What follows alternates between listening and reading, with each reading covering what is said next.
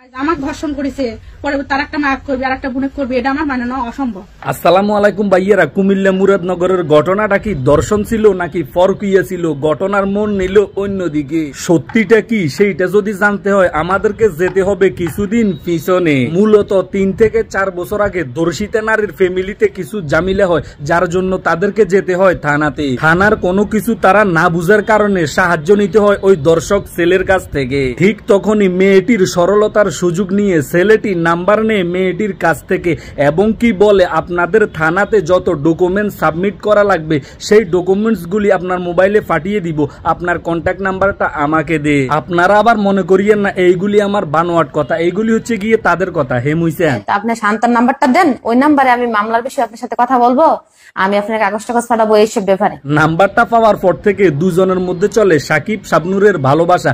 তখন আস্তে আস্তে imo number, WhatsApp number, Facebook ID, ভাইয়ার আমার কথা ন হেতের কথা। হে মুইসেন, তখন আস্তে আস্তে আমার লোক ফেসবুকে অ্যাড হইছে। ফেসবুক আইডি পাওয়ার পর থেকে মেসেঞ্জারের মধ্যে চলে দুজনের প্রতি দুজনের ভালোবাসা, রোমান্টিকতা, সুন্দর সুন্দর মেসেজ। ভাইয়ার এটা আমার কথা ন, এটা হইল গিয়ে তাদের কথা। হে মুইসেন, অনেক মেসেজ করে, সুন্দর সুন্দর মেসেজ লিখে।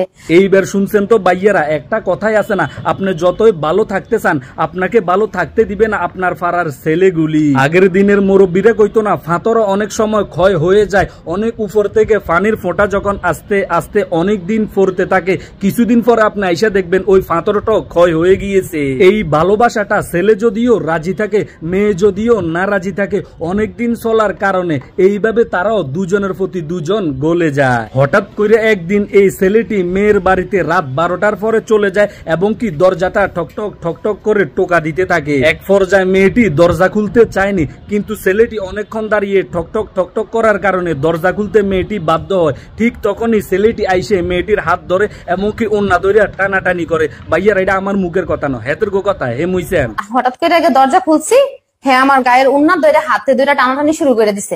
একটা কথাই আছে না, শুরুতে ভালোবাসা ফরকিয়া যতই মিষ্টি হোক না কেন, কিছুদিন পর যেতে যেতে এই ভালোবাসা, এই ফরকিয়া তিতাতে পরিণত হয়। কারণ মেয়েটি ছেলের কাছ থেকে কিছু টাকা ধার নেয়, সেই টাকাগুলি টাইম মতে এই মেয়েটি পরিশোধও করে নাই। যদি ছেলে এবং মেয়ের মধ্যে ভালোবাসা, রোমান্টিকতা নাই থাকে, তাহলে টাকা পয়সার আদান প্রদান হয়েছিল কেন?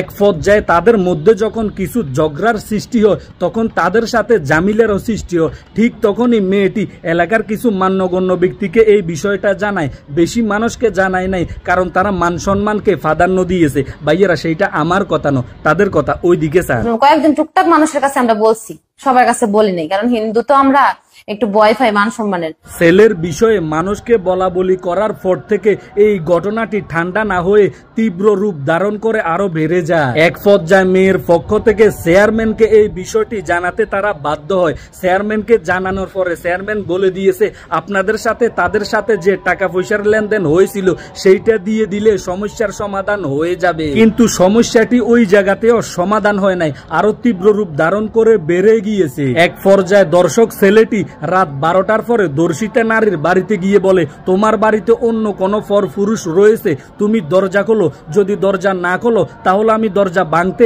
বাধ্য হব। আপনারা আবার কেউ মনে করেন না এটা আমার কথা, এটা হচ্ছে গিয়ে তাদের কথা, তাদের মুখ থেকে শোনেন। এমুইছেন না, হে মুইছেন ঘরে নাকি পুরুষ লোক আছে, এই বদনাম দেওয়ার পরে আমরা সমাজে মানে মুখ দেখানোর মতো না। এখন ঠিক ওই মুহূর্তে ছেলেটির সাথে ছিল আরো অনেক ছেলে, সবাই মিলে একসাথে বলছিল, তুমি যদি দরজা না খোলো তাহলে আমরা দরজা ভাঙতে বাধ্য হব। কিন্তু দরজা মেয়েটি খোলে নাই, দরজা খুলেছে ওই দর্শক, ওই বখাটে ছেলেটি।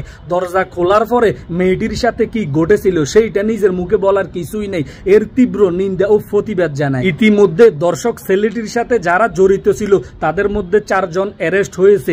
এই দর্শকগুলির বিচার অতি দ্রুত হবে, এটা আমার কথা না। হে মুইসেন, এটা আমরা সর্বোচ্চ গুরুত্ব দিয়ে এই ঘটনার বিচার করব, এটা আমরা বদ্ধ করি। এই জন্য আল্লাহ পাক রব্বুল আলামিন হাদিস ও কোরআনের মধ্যে স্পষ্টভাবে লিখছে, যদি তোমার লজ্জা না থাকে তাহলে তুমি যাহা ইচ্ছা তাহাই করতে পারো। আজকে আমরা সবাই যদি হাদিস ও কোরআনের কথা, সৃষ্টিকর্তার কথা মাইনে চলতাম, তাহলে আজকে এই দিন দেখা লাগতো না। তো সবাই ভালো থাকেন, সুস্থ থাকেন, নিজের প্রতি খেয়াল রাখুন। ভিডিওটি ভালো লাগলে অবশ্যই শেয়ার করুন। আল্লাহ হাফেজ।